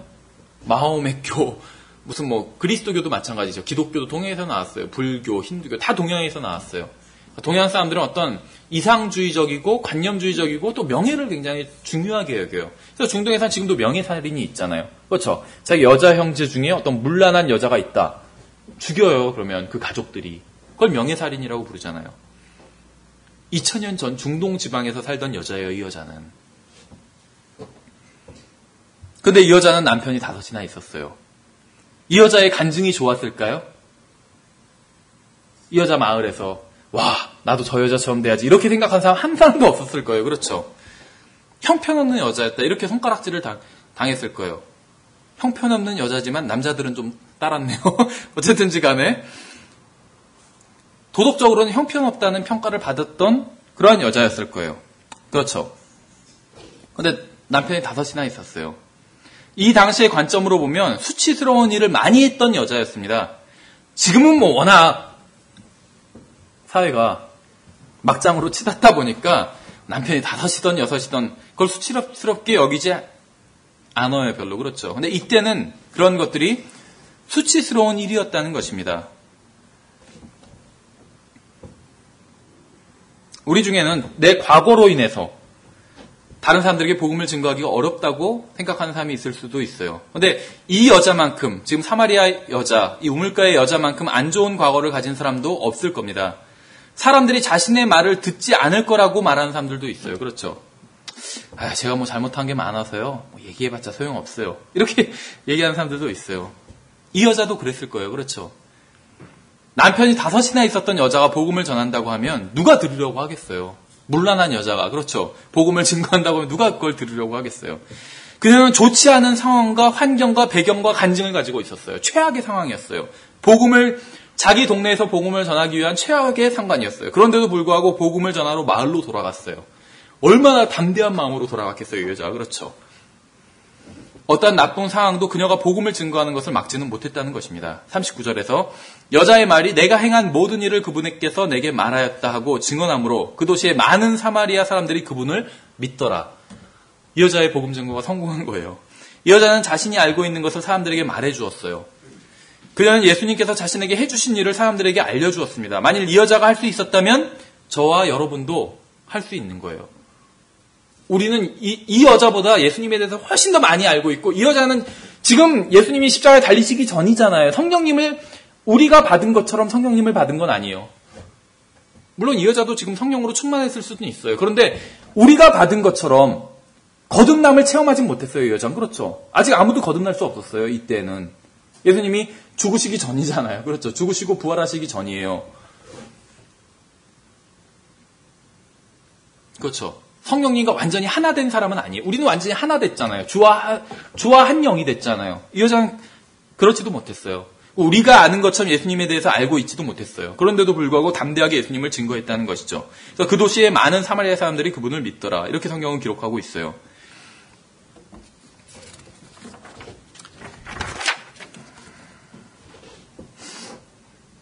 우리가 부정적으로 생각할 때가 있어요. 복음을 증거해도 사람들이 이걸 받아들일까 이렇게 부정적으로 생각할 때가 있는데 한번 생각해 보세요. 여러분 자신도 복음을 받아들이고 예수님을 믿은 사람들이잖아요. 그렇죠? 누군가가 여러분에게 전도지를 나눠주고 복음을 전해줬기 때문에 하여튼 어떠한 수단을 통해서도 복음을 전해줬기 때문에 우리가 복음을 받아들이게 된 것이잖아요. 그렇죠? 누군가의 증거로 인해서 우리가 구원받게 된 것이에요. 마찬가지란 것입니다. 우리가 복음을 전하면 누군가가 구원받을지 어떻게 알아요? 우리가 그랬던 것처럼. 그렇죠. 예수님께서는 우리를 추수의 일꾼으로 부르셨습니다. 왜냐하면 추수할 것이 있기 때문에 부르신 것이에요.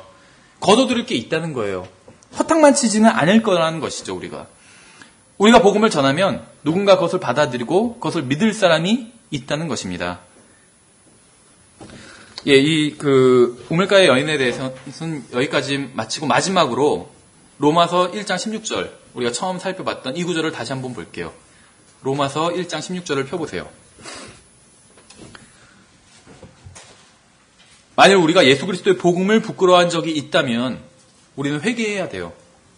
로마서 1장 16절을 펴보시고 같이 한번 읽어보겠습니다. 다 같이 한번 읽어볼게요. 자, 시작. 내가 그리스도의 복음을 부끄러워하지 아니하노니 이는 그 복음이 믿는 모든 자를 구원에 이르게 하시는 하나님의 권능이기 때문이라. 먼저는 유대인에게요 또한 그리스인에게로다. 내가 그리스도의 복음을 부끄러워하지 아니한다고 했는데 여러분도 그러신가요? 예, 이 말씀대로 여러분도 그리스도의 복음을 부끄러워하시지 않는 그런 분들이 되셨으면 합니다. 예, 시간이 한 17분 정도 남았는데요. 간단하게 거리 설교에 대해서 살펴보도록 하겠습니다. 거리 설교의 방법이나 이런 것들은 지금 이 시간 살펴보지는 않겠습니다. 좀 대신 이제 제목에서 나온 것처럼 거리 설교가 주는 유익에 대해서 살펴보도록 하겠습니다.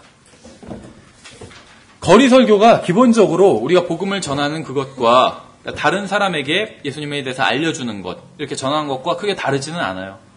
그래서 똑같아요. 다만 불특정 다수에게 예수님을 알려주는 그 차이만 있을 뿐이죠. 어떤 사람은 한 사람을 특정해서 거리 설교하는 건 아니잖아요.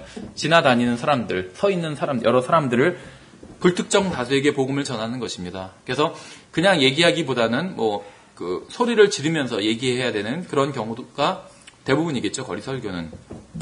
하지만 그 내용은 동일하다는 것이죠.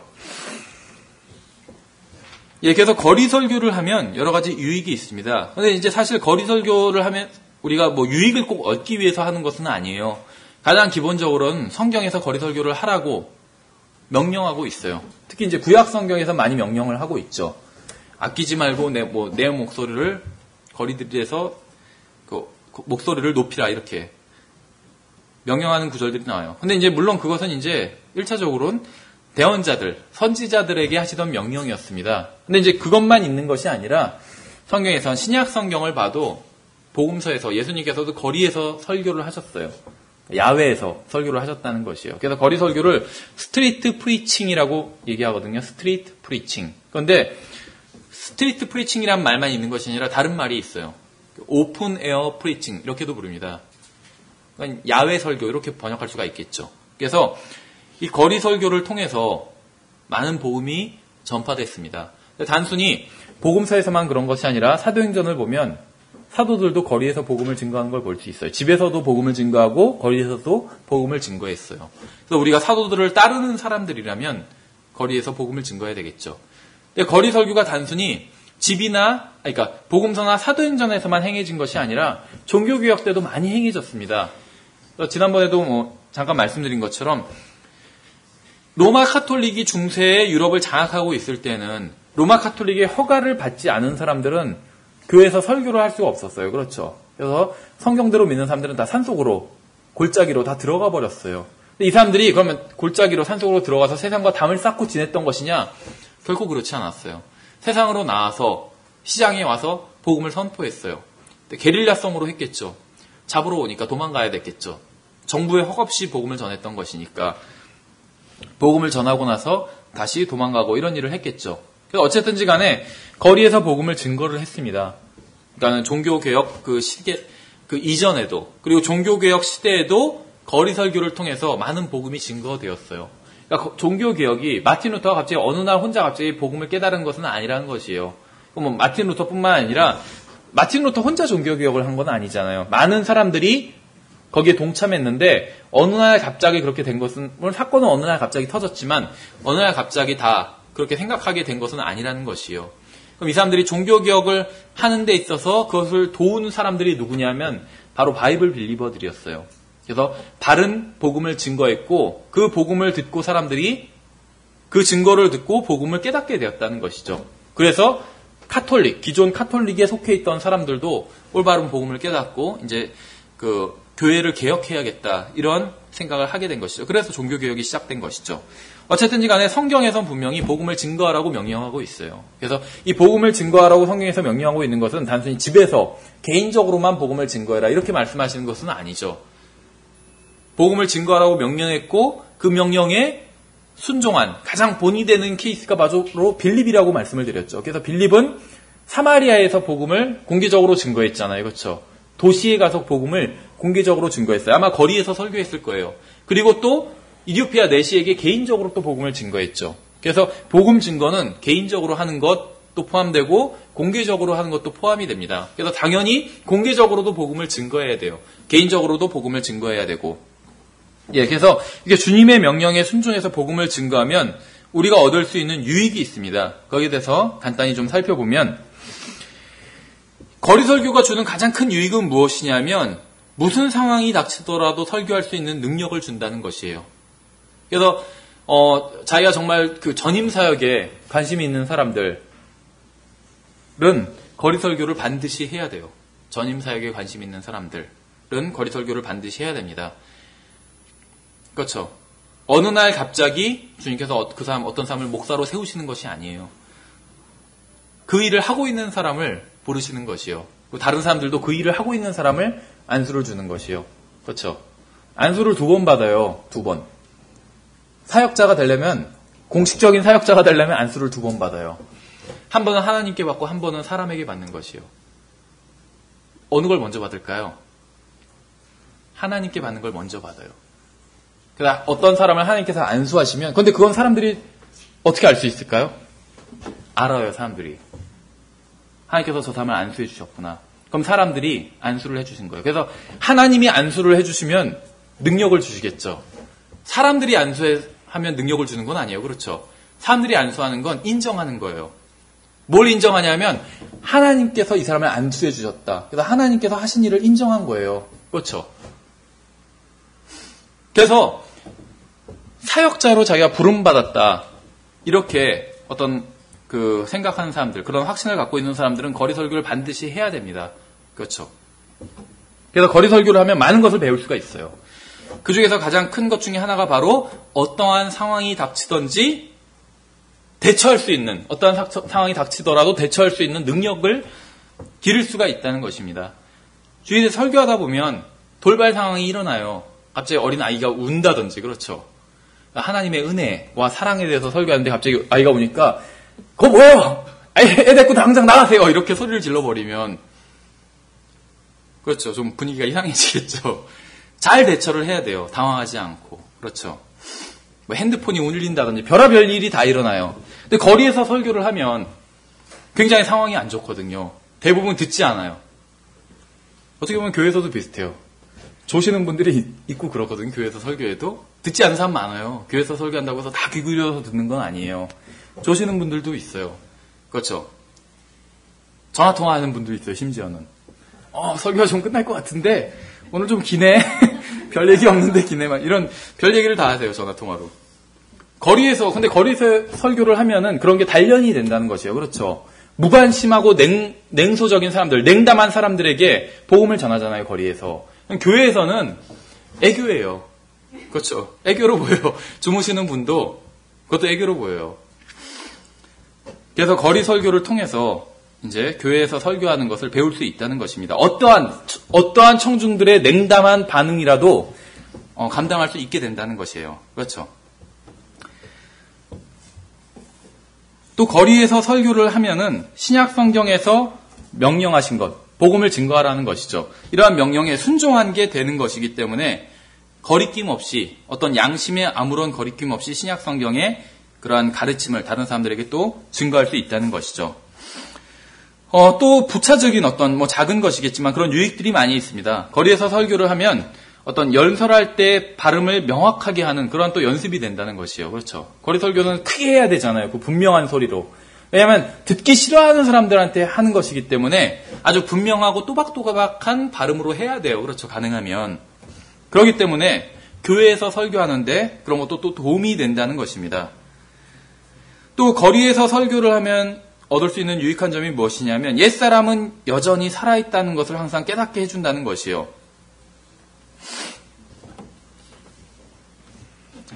교회에서 설교를 하면 그렇죠. 칭찬을 받을 때가 있어요. 성도들한테. 오늘 은혜 받았다든지 그렇죠. 칭찬을 받을 때가 있어요. 사람들이 인정해주고 그렇죠. 그럼 또 옛사람이 막 그런 걸 즐길 수가 있어요. 그런데 거리에서 설교를 하면 사람들이 칭찬할까요? 어떤 사람이 오늘 은혜 받았다고 지나가다가 와서 한 번도 못 봤어요. 그런 경우는. 그렇죠. 믿겠다고 하는 사람은 딱 한 번 봤어요.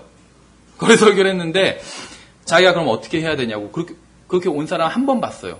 거리 설교가 끝나고 나서 믿겠다고 한 사람. 그런데 은혜 받았다고 한 사람은 한 번도 못 봤어요. 그렇죠. 대부분 다 무관심해요. 그렇죠. 그래서 어떤 옛사람을 높이지 않는 그러한 일이 된다는 것이죠. 근데 이제 이 거리 설교는 개인에게만 유익을 주는 것이 아닙니다. 지역에게도 유익을 줘요. 지역에도. 그러니까 우리 교회에서 거리 설교를 하면 구로구 이 지역에 유익이 간다는 것입니다. 무슨 유익이냐면 전에도 말씀을 드렸는데 특정한 장소에서 계속 꾸준히 거리 설교를 하는 것이 굉장히 중요합니다. 그러면은 대부분은 관심이 없어요. 그렇죠. 근데 만에 하나 그 지역에 지나다니던 사람 중에 그때는 관심이 없었지만 나중에 관심이 있는 사람도 생길 수가 있거든요. 그래서 나중에 정말 근데 죽으면 어떻게 되지? 그런 것에 대해서 궁금증이 일어나는 사람이 있어요. 그럼 그 사람이 그 궁금증을 해결하기 위해서 누구에게 물어봐야 되는지 알 수 있다는 것이죠. 계속 똑같은 시간에 똑같은 장소에서 복음을 증거하면 물어보러 오는 사람이 있을 수 있다는 거예요. 그렇죠. 그래서 그 지역에서 구원받기를 원하는 사람은 구원을 받을 수가 있는 거예요. 구원받기를 간절히 원하지만 누구에게 가서 물어봐야 되는지 모를 수 있잖아요. 그렇죠. 근데 어느 지역에서 동일한 시간에 동일한 장소에서 꾸준히 복음을 전한다면 누군가 그 지역에 사는 사람이 구원받기를 원할 때 누구에게 물어봐야 되는지 알 수 있다는 것이죠. 아, 전에 거기서 영원한 생명에 대해서, 죄사함에 대해서 증거하는 사람들이 있었어. 이번 주에 그 사람들한테 가서 물어봐야겠다. 이렇게 할 수가 있다는 거예요. 그렇죠? 그래서 그 지역에서, 이 구로구에서 애경백화점 근처에 사는 사람들은 구원받기를 원한다면 누구에게 물어봐야 되는지 알 수가 있어요. 그렇죠? 이것이 그 지역에 주는 유익이라는 것입니다. 세 번째는 교회에게 주는 유익이 있어요. 거리 설교가. 복음을 증거하는 일은 그리스도인이라면 누구나 해야 하는 일입니다. 그렇죠. 거리 설교 사역에도 누구나 다 동참해야 돼요. 다 동참해야 돼요. 그리스도인이라면.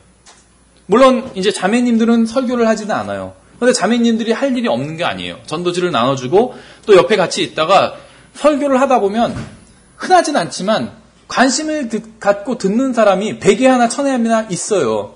그럼 그 사람들을 눈여겨봤다가 그 사람들에게 가서 복음을 증거하는 거예요. 그것이 자매님들이 할 일이라는 것이죠. 뭐 형제가 할 수도 있어요. 그런 일은. 그렇죠. 그래서 모든 사람들이 다 참여를 해야 돼요. 거리 설교를 하는 일에 있어서는. 그래서 자매님들이 할 일도 있고 또 거리 설교를 하지 않는 다른 형제들이 할 일도 있어요. 거리 설교를 하다 보면 방해를 하는 사람들이 있습니다. 뭐 자주는 아니지만 저도 몇 번 경험했어요. 술 취한 사람이 와서 시비를 건다든지 거리 설교를 하고 있는데 갑자기 막 막고 저랑 얘기를 하려고 하는 것이에요. 쓸데없는 얘기를. 그랬을 때 옆에서 다른 형제가 막아줄 수가 있는 것이겠죠. 그래서 할 일이 있다는 것입니다. 거리 설교를 하면. 그래서 거리 설교를 하면 그리스도인들이 하나가 돼서 함께 사역을 할 수가 있다는 것이요. 함께 팀을 이뤄서. 그렇죠. 이 거리 설교를 하면 사람들이 복음에 대해서 어떻게 생각하는지 알 수가 있어요. 대부분 관심이 없죠. 또 대부분 냉소적인 반응을 보여요. 그렇죠. 그래서 예수 그리스도와 복음에 대한 사람들의 생각을 드러내는 역할을 해요. 거리 설교가. 그렇죠. 또 이 거리 설교를 하면 왜 교회에 유익이 있냐면 누가 부름을 받았는지 설교자로 또 누가 설교자로 부름을 받지 않았는지를 알 수가 있어요. 거리 설교를 통해서. 그렇죠. 설교자로 부름을 받았는데 거리 설교는 에서 복음을 제대로 증거하지 못한다면 그건 다시 한번 생각해 봐야 돼요. 설교자로 부름 받았는지. 그래서 교회에서 다른 형제들도 알 수가 있다는 것이죠. 그렇죠. 일반적으로 그 사역자로 교회에서 임명받은 사람들은 교회 강단에서 말씀을 증거할 기회들이 많은데 그렇지 않은 형제들은 말씀을 증거할 기회가 많은 건 아니잖아요. 그렇잖아요. 그러면 어떤 형제가 정말 말씀을 증거하는 은사가 있는지 없는지 알 수가 없잖아요. 증거할 기회조차도 없으면. 근데 거리 설교를 통해서 자연스럽게 알 수가 있다는 것이에요. 그렇죠. 잘 몰랐는데 그 형제가 거리 설교를 할 때 정말 능력 있게 하나님의 말씀을 증거하더라. 그러면 그 형제한테 강단에서도 기회를 줄 수 있겠죠. 그렇죠. 강단에서는 뭐 어떤 사람만 복음을 증거해야 되고 정해진 게 아니에요. 하나님께서 능력을 주신다면, 은사를 주신다면 강단에서 말씀을 증거할 수가 있겠죠. 근데 그걸 어떻게 아냐는 거예요, 교회에서. 그렇다고 다 오는 사람마다 한 번씩 세워볼 수는 없잖아요. 세워볼 수는 없잖아요, 강단에. 왜냐면 그건 불평하는 사람들이 있거든요. 왜 은사도 없는 사람을 자꾸 세워가지고 시간 낭비를 시키냐고 이렇게 불평하는 사람도 있어요. 그러니까 교회에서 어떤 형제가 은사를 받았는지 안 받았는지 이거를 알 수 있는 하나의 그 시험대, 장치가 될 수 있다는 것입니다. 거리 설교가. 그래서 거리 설교를 통해서 알 수 있다는 것이죠. 어떤 형제를 하나님께서 말씀의 사역자로 부르셨는지 알 수 있다는 것이요. 또 거리 설교를 통해서 영적 전쟁을 치르면 다른 그리스도인을 상대로 싸울 시간이 그만큼 줄어든다는 장점이 있어요. 무슨 말이냐면 새로운 사람이 없고 어떤 주님을 섬기는 게 없으면 어쨌든 에너지는 있잖아요. 그럼 이 에너지를 어디론가 발산을 해야 되는데 주님을 섬기는 대로 발산을 해야 되거든요. 에너지를. 그런데 그러지 않으면 자기들끼리 에너지를 발산해요. 막 자기들끼리 지적질이나 하고 있고 이렇게 돼요. 그래서 왜 그런 농담이 있어요. 성경대로 믿는 사람들을 모아놓고 한 방에 두면은 아침에 밤새서 한 방에 두고 아침에 보면 아마 피가 흥건할 거라고. 서로 막 지적해서 내가 보니까 말이야 형제는 성경에 의하면 여기저기 잘못하는 것 같아. 막 서로 지적하니까. 근데 그 에너지를 좀 더 다른 데 사용할 수가 있다는 것이죠. 복음을 전하고 이렇게. 그래서 거리 설교를 하면 서로 그리스도인들끼리 교회에서 싸울 시간이 없어요. 마귀와 영적 전쟁을 하느라. 그렇죠. 그래서 마귀와 영적 전쟁 안 하면 성도들끼리 싸워요, 서로. 그래서 왜 그러잖아요. 전쟁 때는 오히려 전시에는 예전에 제가 감명 깊게 본 그 미국 드라마 시리즈가 있는데 뭐냐면 그 밴드 오브 브라더스라는 거예요. 밴드 오브 브라더스. 근데 전쟁 드라마거든요. 굉장히 배울 점이 많아요. 어떤 의미에서는. 굉장히 거기서 나온 어떤 지도자, 또 인간적인 면이 있지만 또 굉장히 모범을 보이고, 그렇죠? 그냥 막 돌격만 시키고 그러지 않아요. 자기가 막 직접 뛰어가서 모범을 보이더라고요. 그런데 거기서 문제가 뭐냐면 나중에 이제 그게 10편까지 있는데 한 8편쯤 가면 이제 전쟁 승리를 하게 돼요. 유럽에서 미국 연합군이. 그러니까 이제 그 승전군이 돼요. 그렇죠. 점령군이 되고. 그러니까는 병사들 사이에서 서로 싸움이 일어나요. 막 술 먹고 서로 싸워요. 승리하기 전에 전투를 치를 때는 서로 안 싸워요. 그렇죠. 독일군과 싸우느라고 적이 있기 때문에. 근데 독일군들이 다 항복하고 나니까 서로 싸워요. 술 먹고 막 서로 총기 사고가 일어나고. 그렇죠. 교회도 마찬가지인 것 같아요. 마귀와 싸우면 건져내요. 그렇죠. 마귀와 싸우느라고 모든 화력을 거기에 집중하는데 싸울 상대가 없으면 자기들끼리 싸워요. 그래서 막 분란이 일어나고 교회에서. 이걸 막아줄 수 있다는 것입니다. 거리 설교가 그 중에 하나가 될 수 있다는 것이에요. 그러면 주님을 섬기는 사역 중에 하나이기 때문에. 오늘날 안타깝게도 이 거리 설교를 하는 교회가 굉장히 적어요. 그렇죠. 독립침례 교회 내에서도 굉장히 적습니다. 그래서 가능하면 좀 거리 설교를 하는 그러한 교회가 많아졌으면 어떨까 하는 그러한 바람이 있습니다. 예, 그래서 이번 시간에 거리 설교에 대해서 좀 간단하게 살펴봤습니다. 또 이제 복음 증거에 대해서도 간단하게 살펴봤습니다. 예, 그래서 한 학기 동안 공부하시느라고 수고 많으셨어요. 그래서 이 한 학기 동안 우리가 수업한 내용을 한마디로 요약하면 이것이에요. 우리는 누구나 다 복음이 무엇인지 알고 있어요. 그렇죠? 복음은 너무나도 쉬운 것입니다. 그래서 복음이 쉬운 것이기 때문에 복음을 증거하는 것도 너무나도 쉬운 것이라는 것이에요. 그래서 복음 증거가 무엇이냐 이렇게 묻는다면 이렇게 정의할 수가 있어요. 예수님을 모르는 사람에게 예수님을 아는 사람이 예수님을 말해주는 것. 이것이 복음 증거예요. 여기 있는 분들 모두 다 할 수가 있어요. 복음 증거를 못하는 분은 없어요. 하기 싫은 사람은 있을지 몰라도 할 수 없는 사람은 없다는 것이에요. 그래서 주님께서 주신 그런 명령에 순종해서 또 주님께 기쁨을 드리기 위해서 또 다른 사람들을 사랑하고 불쌍히 여기는 그러한 동기로 복음을 증거하시기를 바랍니다. 예, 수고 많으셨습니다.